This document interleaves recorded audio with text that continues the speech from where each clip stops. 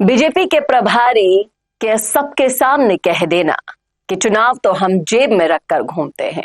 अंता चुनाव तो जेब में था साहब, ये तो हमने मौका दे दिया कांग्रेस को कि वो जीत जाए, क्योंकि कभी कभी जिताना भी जरूरी होता है। और इस बयान ने जितना हड़कंप मचाया है राजनीतिक गलियारों में, उतना ही हनुमान बेनीवाल के इस कथन को भी साबित कर दिया है कि बीजेपी और कांग्रेस दोनों मिले हुए हैं भाई साहब। तो करेंगे इस मुद्दे पर चर्चा इस वीडियो में, इसलिए बने रहेगा आखिर तक हमारे साथ। नमस्कार, मैं हूं चेतना शर्मा। आप देखना शुरू कर चुके हैं संवाद भारत का, भारत के लिए। तो ट्विटर पर मैं आपको एक लंबा चौड़ा नोट हनुमान बेनीवाल का दिखा रही हूं स्क्रीन पर। आप देखिएगा, इसमें साफ साफ हनुमान बेनीवाल ने कह दिया है कि बीजेपी प्रभारी अगर अंता चुनाव के लिए इस तरीके से कह रहे हैं, अंता उपचुनाव के लिए कह रहे हैं कि हम ऐसे चुनाव जेब में रखकर घूमते हैं, तो इससे दो बातें स्पष्ट होती है। पहला, अंता उपचुनाव में बीजेपी के कई नेता प्रदेश बीजेपी प्रभारी की शहर पर अंदर खाने कांग्रेस पार्टी के उम्मीदवार के साथ खड़े थे। दूसरा, अगर हम चुनाव को राजनीति, मतदाता सूची और प्रशासनिक आधार पर नियंत्रित करना चाहते तो चुनाव हमारी जेब में होता।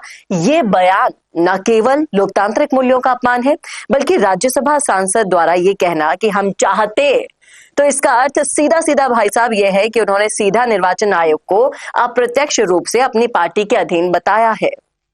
तो इस पर सवाल जो खड़े किए हैं हनुमान बेनीवाल ने वो ये है कि इन दोनों बातों से स्पष्ट होता है कि बीजेपी और कांग्रेस मिले हुए हैं और उन्हीं की मिली भगत के कारण तीसरा मोर्चा हमेशा इसके परिणाम भुगतता है। उन्होंने साफ साफ ये सवाल उठा दिया कि निर्वाचन विभाग और निर्वाचन आयोग जो भारत का है, उससे उन्होंने पूछा कि सत्ताधारी दल के एक जिम्मेदार व्यक्ति और राज्यसभा के सदस्य अगर ऐसे बयान करते हैं तो क्या चुनाव प्रक्रिया राधा मोहन दास अग्रवाल और उनकी पार्टी के चाहने से प्रभावित हो सकती थी या नहीं। इस सवाल का जवाब आपको देना होगा।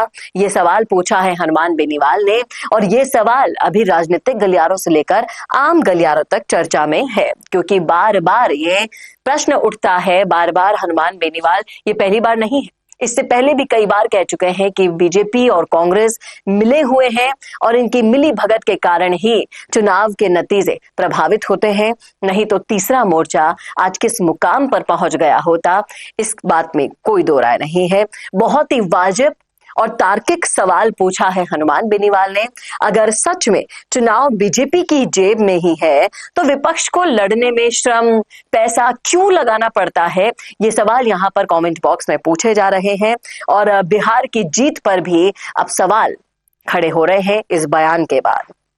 जिस तरीके से ये बयानबाजी हुई है, वाकई में इसने काफी सारे सवाल खड़े कर दिए हैं और इन सवालों के जवाब देना होगा चुनाव आयोग को। नहीं तो इस मिली भगत का जो भंडाफोड़ हनुमान बेनीवाल न जाने कब से करते आए हैं, उस पर ठप्पा बीजेपी प्रभारी और राज्यसभा सदस्य ने अपने बयान से लगा दिया है। इस बात में कोई दो राय नहीं है और उनका साफ साफ जो चेहरा है वो हमारे सामने आ गया है।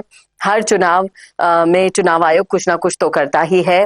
इस तरीके से लोग यहाँ पर स्टैंड ले रहे हैं कि जन जन के लाडले उम्मीदवारों की हार होती है ऐसी पार्टियों की मिलीभगत के कारण, और इसी वजह से शायद नरेश मीणा भी हार गया। और इस वजह का जवाब अब जनता भी पूछ रही है हनुमान बेनीवाल के साथ। तो क्या लगता है आपको, इस मिलीभगत के पीछे का असली कारण क्या है?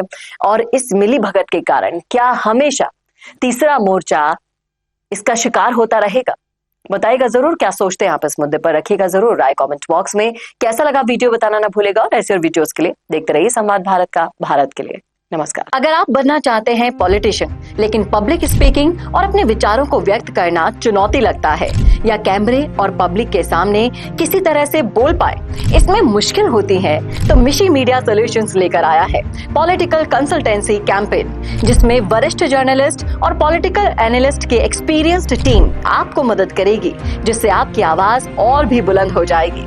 इसमें हम आपके गोल को पूरी तरह से टारगेट करेंगे कि किस तरह से आपको पार्टी पहचाने, आपको उस क्षेत्र के लिए चुने, कैसे सर्वेज में आपका नाम आए, कैसे लोगों के बीच में आपका माहौल बने। ना सिर्फ कंसल्टेंसी हम आपको देंगे बल्कि आपको सारे रास्ते दिखाएंगे और बताएंगे भी, जिससे आप भारत की राजनीति में अच्छे पॉलिटिशियन बनके समाज का सुधार कर सके।